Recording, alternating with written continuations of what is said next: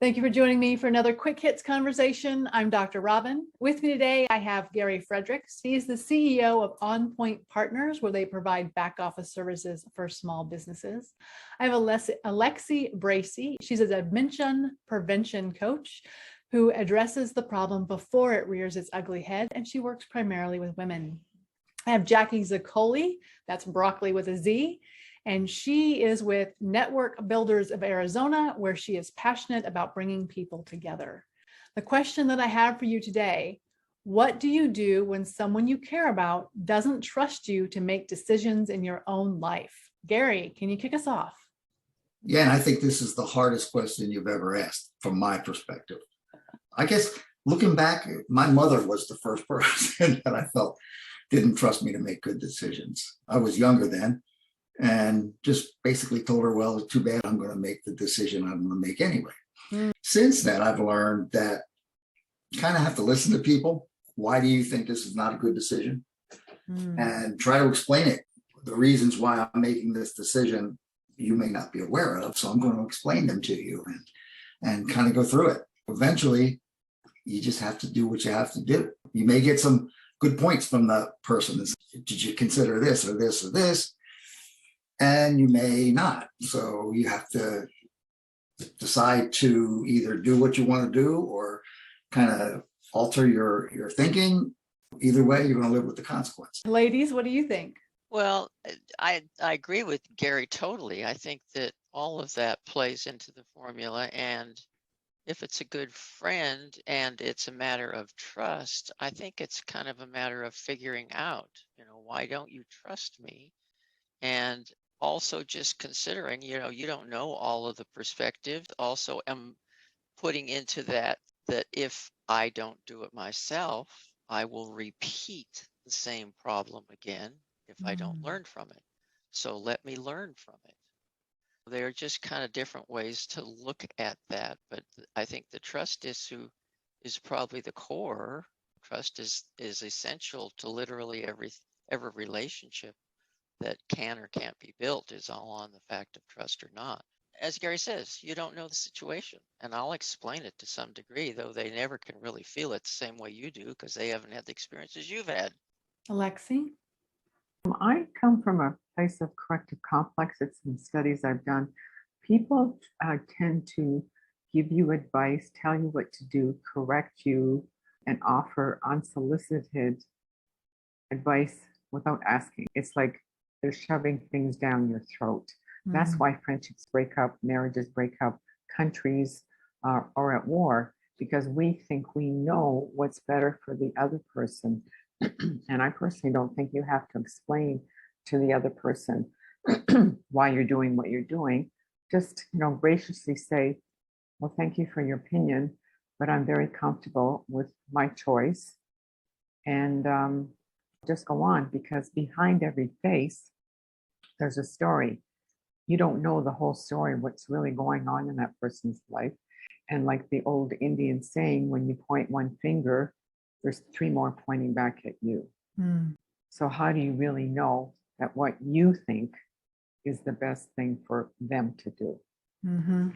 Yeah, I've definitely had situations in my life where people who have just fundamentally different beliefs about how life should be led have told me, you have to do this and you have to do that. And you, the three of you, I think, know some of my backstory. And there are times in my life when I was younger where I did things that other people told me to do, even though I knew that's probably not the right thing for me to do. I didn't trust myself enough, so I trusted them instead. And I think that's a mistake. So I feel like even if you're young, to all of the points, you have to allow yourself to make some mistakes. That doesn't mean that you should just disregard anybody giving you any feedback, but it's different to give someone feedback and say, oh, well, have you thought about this? I've been around this circle before. This is kind of where it goes. That's different than saying, you can't do that. You don't make that decision in your life. Do this instead. I think that's a very different conversation. When I was growing up, Billy Joel had a song called "This Is My Life." And my mother told me that was my theme song because that's what I say to her. I've learned over time that I need to trust my instincts. And I'm pretty confident about that. And when I don't trust my instincts, when I give in to someone else's, this is the way you should do it, it usually doesn't turn out well. First off, when I trust my instincts, I'm going into it, full bore. I know what's going to happen. If I'm trying to do what someone else is telling me, I might not be as equipped to do it. And it's like stepping on a wobbly rock. Right. Yeah. So I've learned that over my career is that, I need to listen to what other people are telling me and, process the info, take the good, leave the bad, and make the decision and live with it. So if you have to make a decision that goes against someone else, saying that's not what you should do, how do you say, I love you, but I'm not going to do it your way? I basically go back to them and say, here's the decision I made. Here's why I made that decision. I took everything you said, and analyzed it all and put it into my pot and brewed it up.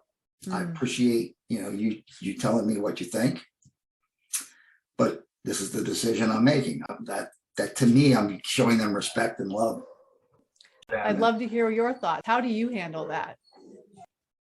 Well, I always learned at an early age. My brother and my mother did not get along as far as what they thought was supposed to be happening in their lives. At some point, they agreed to disagree. Ever since then, I've thought, it makes so much sense.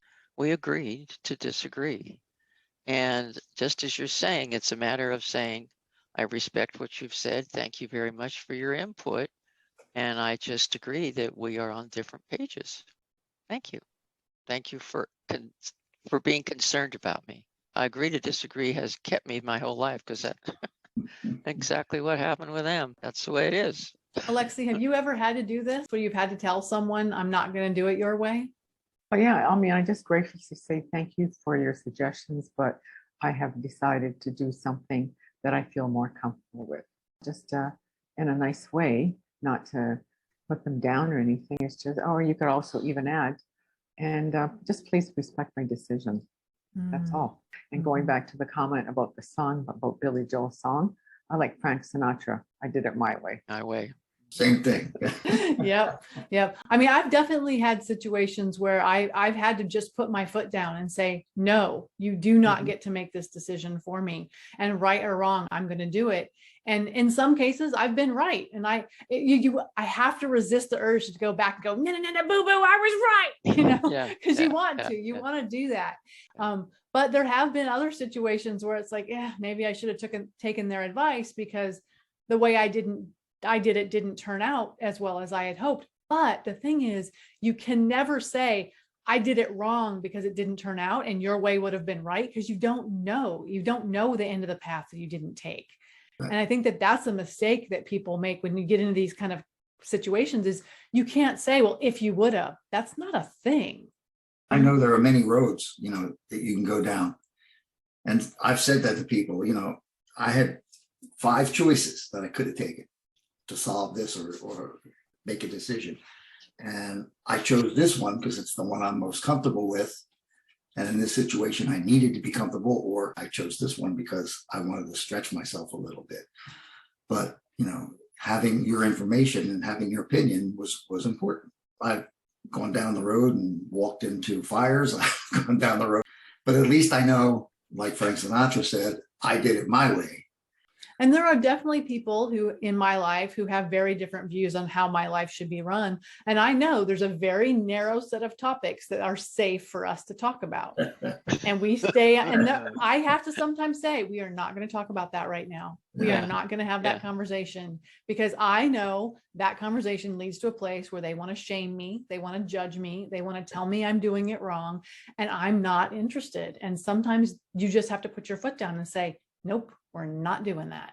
Yeah, it takes 2. If you don't have the other half, I always tell the kids that it takes 2 to fight. If you don't fight, then there's no fight. That depends, because there's definitely been situations where someone has come at me and they're just talking, and it's fine because I'm a grown up and I'm capable of just being like whatever. But if there are other people, especially young women around me, who hear someone treat me that way, I have to be able to stand up and say, no, that is not okay. You do not treat me like that.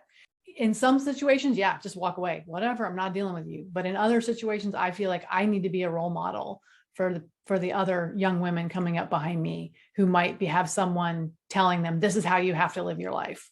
Well, that is our 10 minutes. Thank you so much for having this conversation with me. I think it's a difficult topic and I appreciate you having it. So I will speak to each of you again really soon.